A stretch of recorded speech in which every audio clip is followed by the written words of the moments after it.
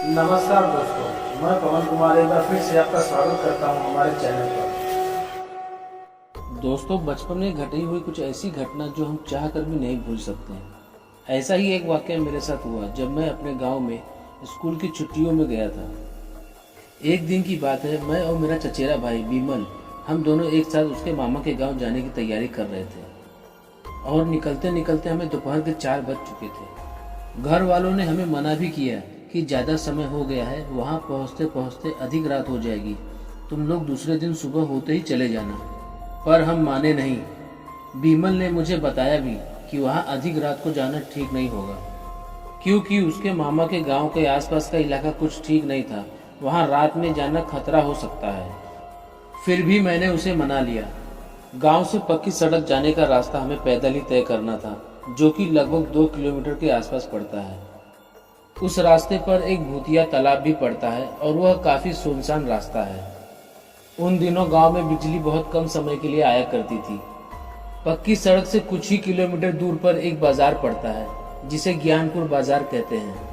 हमने वहां पर कुछ खाने पीने में और वहां का आनंद लेते हुए हमें समय का पता ही नहीं चला और अंधेरा हो गया।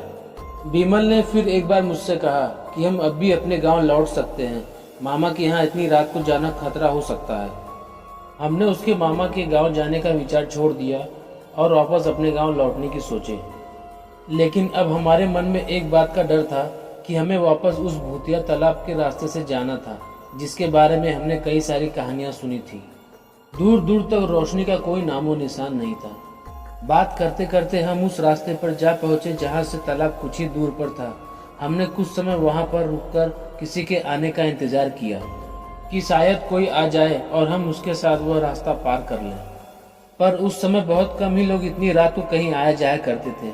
हमने करीब आधा घंटा वहां पर किसी का आने का इंतजार किया, पर कोई नहीं दिखा। हमें विवश होकर आगे जाना पड़ा। हमने भगवान का नाम लिया और आगे चल दिए। दूर दूर तक एकदम अंधेरा, कच्चे रास्तों के सिवा और कुछ नहीं नजर आ रहा था।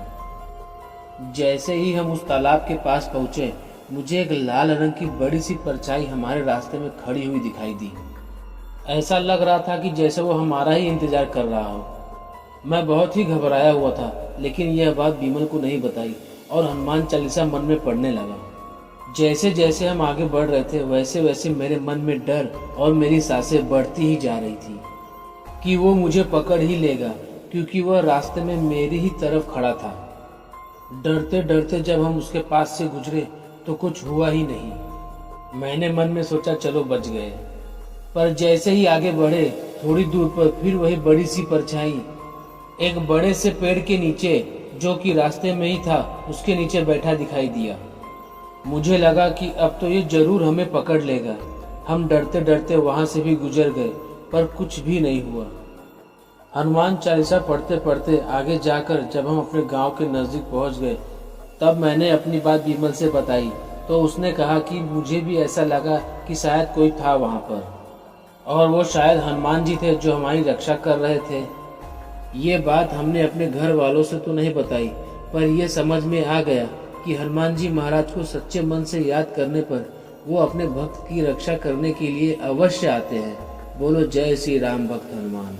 दोस्तों, आपको हमारा ये वीडियो कैसा लगा कमेंट बॉक्स में ज़रूर बताएं और हमारे चैनल को लाइक और सब्सक्राइब करना ना भूलें। Thank you for watching.